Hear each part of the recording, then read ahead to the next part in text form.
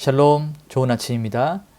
2026년 3월 1일 매일 성경 순서에 따라서 요한복음 9장 1절부터 12절까지 말씀을 함께 묵상하고 기도하는 시간을 가지도록 하겠습니다. 오늘 말씀의 제목은 실로암입니다. 오늘 말씀을 요약해보면 이 초막절에 예수님과 유대인들의 논쟁을 뒤로하고 길을 가시던 예수님은 태어날 때부터 맹인이었던 앞을 보지 못하는 한 사람을 주목하십니다. 제자들은 그 맹인이 고난당한 원인을 누구의 죄인가 라고 하는 인과응보의 관점에서 접근하지만 예수님께서는 그 일을 통하여서 하나님이 하시는 일을 나타내고자 하신다면서 새로운 소망의 관점을 새롭게 제시하십니다. 또 예수님은 자신을 세상의 빛이다 라고 선포하시면서 진흙을 발라서 실로암으로 그 맹인을 보내시는 특별한 치유를 통해서 시력과 함께 참 빛을 선물하십니다. 이제 우리 한 절씩 말씀을 살펴보면서 성경이 말하고 있는 진의를 함께 나누도록 하겠습니다. 자, 첫 번째 단락은 1절부터 3절까지 말씀인데요. 여기에는 하나님이 하시는 일에 대해서 기록되어 있습니다. 1절과 2절 말씀을 보게 되면 예수께서 길을 가실 때에 날 때부터 맹인된 사람을 보신지라. 제자들이 물어 이르되 랍비여, 이 사람이 맹인으로 난 것이 누구의 죄로 인함이니까, 자기이니까, 그의 부모니까 라고 묻고 있습니다. 자, 이 제자들은요, 당시에 이 유대인의 사회에서 보편적으로 사람들이 생각하고 있는 인과응보의 그 관점에 갇혀 있었습니다. 그래서 그들은 고난당하는 자를 긍휼히 바라보면서 그들을 도와주고 뭔가를 좀 섬겨주고 이러한 것들보다는 정죄하는 그 원인, 무슨 죄 때문에 그렇게 되었는가, 이 원인을 찾는데 급급했습니다. 그러니까 이 제자들의 관심이 어디에 있었는지를 이 대목을 통해서 우리는 명확하게 확인해 볼 수 있는 것이죠. 자, 3절 말씀을 보게 되면 예수께서 대답하시되 이 사람이나 그의 부모의 죄로 인한 것이 아니라 그에게서 하나님이 하시는 일을 나타내고자 하심이라 라고 기록하고 있습니다.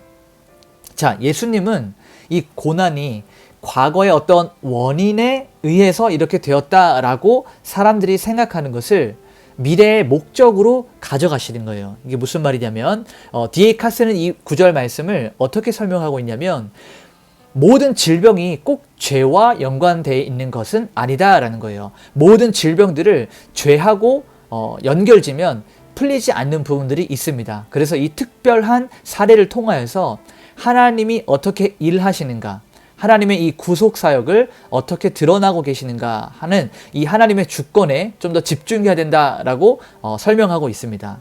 자, 두 번째 단락을 보게 되면 4절부터 7절까지 말씀인데요. 여기에는 예수님은 세상의 빛이다 라고 하는 부분이 기록되어 있습니다. 자, 5절과 6절을 보게 되면 내가 세상에 있는 동안에는 세상의 빛이로라.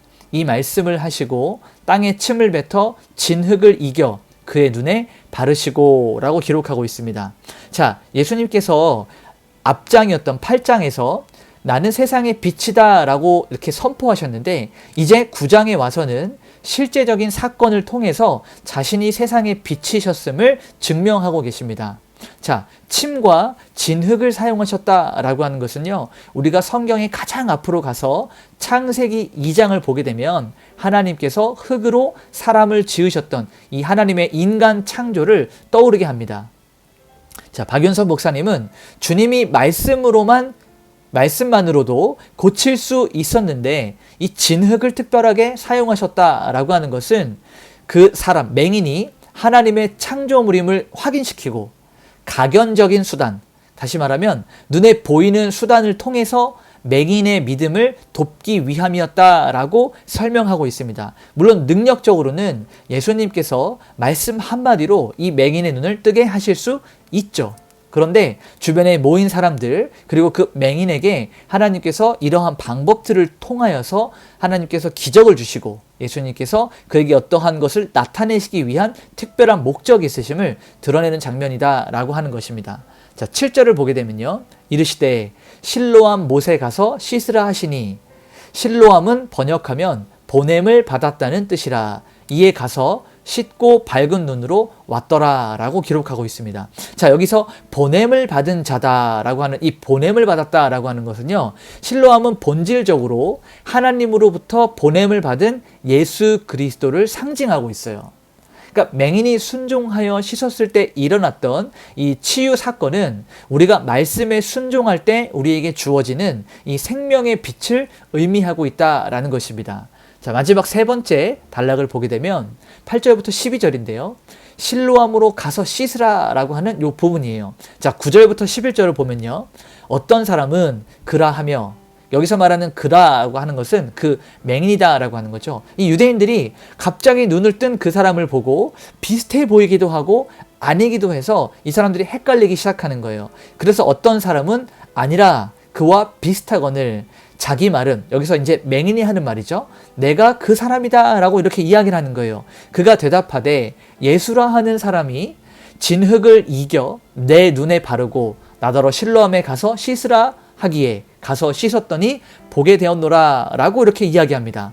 자, 고침받은 이 맹인의 증언은요, 굉장히 단순하고 명확했어요. 그는 아직 예수님이 누구이신지 깊이 있게 알지는 못했지만 자기에게 일어난 이 구체적인 변화와 순종의 과정들을 정확하고 정직하게 밝혀내고 있습니다. 그래서 저명한 신학학자인 이 F.F. 브루스라고 하는 사람은 이 맹인의 고백이 요한복음 전체에서 점진적으로 발전해 나가는 이 맹인의 신앙 성장의 첫 단추다라고 이야기하고 있습니다. 자, 오늘 말씀을 우리가 정리하면서 원포인트로, 우리는 고난의 이유를 찾으면서 누군가를 정죄하고 있는데, 여기 정죄하는 것에 우리가 머무는 것이 아니라 그 고난을 통해서 일하시는 하나님의 목적을 신뢰해야 됩니다. 세상에 비치신 예수님께 순종하는 자는 참된 빛을 보게 될 것입니다. 우리 오늘 한번 이렇게 적용하면서 하루를 하나님께 드릴 수 있었으면 좋겠습니다. 먼저는 우리 시선을 교정하는 거예요. 내 삶이나 혹은 주변에 고난을 당하는 사람들을 바라볼 때 어떠한 잘못을 저질렀길래 누구의 잘못인가 라고 말하는 정죄와 비판하는 시선을 거두고, 이 일을 통해서 하나님은 어떠한 일을 하실까? 하나님의 뜻과 계획과 목적은 무엇인가 라고 하는 우리 기대하는 시선으로 우리가 한번 교정해 보는 겁니다. 또 두 번째는요, 우리가 즉각적인 순종을 한번 적용해 보는 거예요. 때로는 하나님께서 우리에게 우리의 어떤 이해와 상식선에서는 받아들여지지 않는 특수한 방법들, 말도 안 되는 방법들로 수고를 요청하실 때, 말씀하실 때 이것이 하나님의 말씀이라면 즉시 순종해서 우리의 어두웠던 부분들이 밝아지는 이러한 것들을 경험할 수 있어야 됩니다. 우리 한번 오늘 이렇게 같이 기도합시다. 하나님, 이해할 수 없는 고난 중에도 절망하지 않게 하여 주시옵소서. 부족하지만 저를 통해서 나타내실 하나님의 그 영광스러운 역사를 끝까지 기다리며 신뢰하게 하여 주시옵소서. 우리 이러한 마음으로 함께 기도하면서 오늘 하루를 하나님께 올려드리도록 하겠습니다. 기도하시겠습니다.